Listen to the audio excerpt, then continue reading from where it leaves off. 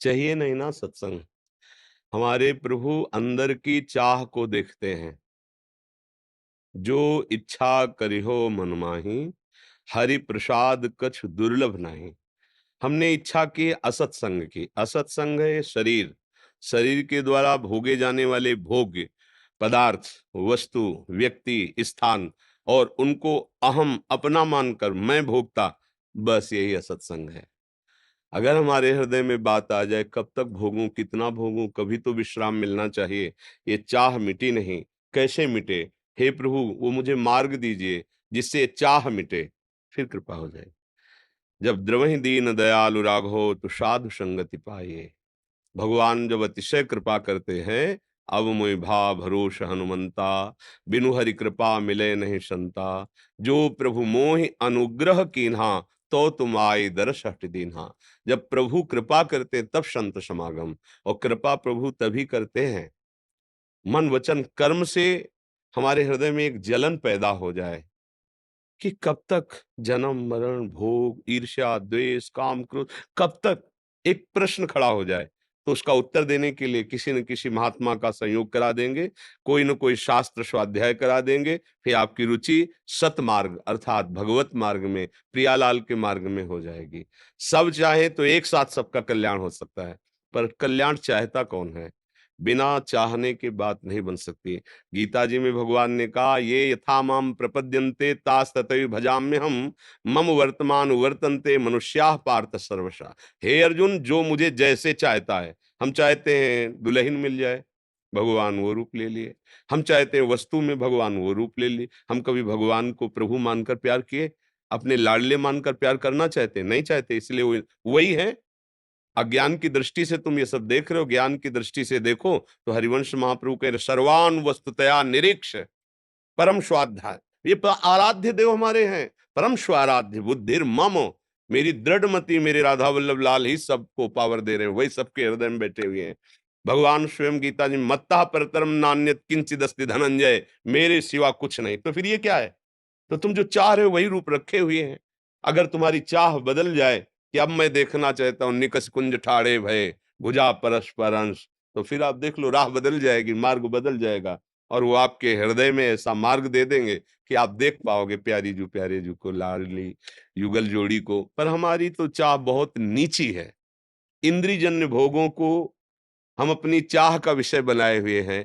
खूब भोग मिले, सम्मान मिले, प्रतिष्ठा मिले, देह स्वस्थ रहे और मैं भोगूं, तो फिर कर्म के अनुसार कभी सुख आता है, कभी दुख आता है, क्योंकि हमारे द्वारा दोनों कर्म बने, पाप और पुण्य, और हम इसी में पिस रहे। तो कहाँ कोई चाहता है? हृदय से पूछो, प्रभु को कौन चाहता है? प्रियाजू को कौन चाहता है? कहाँ चाहता है? अगर हम प्रभु का आश्रय भी लेते हैं तो प्रभु साधन होते हैं और साध्य, चाह हमारे संसार के विषय भोग होते हैं। इसलिए शिकायत तो नहीं होनी चाहिए प्रभु के लिए कि वो सब पर कृपा करके सत्संग क्यों नहीं देते। बोलो, प्रभु की तरफ से कोई फीस लगी हुई है क्या? आप सोचो। जैसे प्रभु वैसे प्रभु के जन, कोई फीस, कोई नियम कानून कि आप इस धर्म के हो तो यहाँ प्रवेश नहीं पा सकते, आप अमुक हो, स्त्री हो या पुरुष हो या कौन हो, खुला दरबार। पर आना कौन चाह रहा है? आने वालों में भी कोई करोड़ों में एक होता है जो ये चाहता है कि मुझे प्रियालाल मिल जाए, नहीं तो ये चाहता है कि कुछ होगा चमत्कार, मेरी कामना पूर्ण हो जाए, मेरी वासना पूर्ण हो जाए। प्रियालाल से प्रेम करने वाला तो जो कहे हो हरिवंश रस, बिरलो समझनहार, एक दोई जो पाइए, खोजी सब संसार। तो सखी, हमें अपने प्रभु को कभी उलाहना नहीं देना है। कमी हमारी तरफ से है, वो तो वर्षा कर रहे हैं। हमारे श्री जी का नाम जानते हैं क्या है? बरसाने वाली। बरसंत में सहजाद्भुत सौख्य धाराम, श्री राधिका चरण रेणु महामिश्र। जो सहज में सुख की वर्षा करती। पर हम सुख की वर्षा में नहीं डूब अपने चित्त को डुबाना चाहते, हम ओस की कणों से प्यास मिटाना चाहते हैं। ये विषय सेवन ओस की कण है, ओस के चाटने से प्यास नहीं बुझती। आओ अखंड धारा, सतप्रेम सिंधु मकरंद रसौग धारा बह रही हमारी लाडली जू के चरणों से, तृप्त हो जाओ। पर लाडली जू के चरणों की तरफ बढ़ना बड़ा कठिन हो रहा है, क्योंकि हम चाहते ही नहीं लाडली जी को। महाप्रभु हरिवंश चंद्र जी कह रहे, दूरादपाश्य स्वजनान सुखमर्थ कोटिम, सर्वेषु साधन वरे चिरम निराशा, तो वर्षंत में वो सहजाद्भुत सौख्य धाराम। अगर हम अपने परिवार के जो सुख भोग हैं उनको प्रियाजू का कृपा प्रसाद समझे, अपना ना समझे, नाथ सकल संपदा तुम्हारी मैं सेवक समेत सतनारी। अर्थ के द्वारा प्राप्त होने वाले भोगों को प्रिया जी की सेवा में अर्पित करके प्रसादी भाव से स्वीकार करें, उसके भोक्ता न बने और किसी भी साधना से प्राप्त होने वाले सुख की चाह न करें, केवल गोरे चरणारविंद लाडली जी के चरणों का आश्रय लें। तो सच्ची कहते हैं हमारी श्री जी इतनी कृपालु है, इतनी दयालु है कि बिना किसी विशेष साधन के भी विशेष पदवी की प्राप्ति करा दे।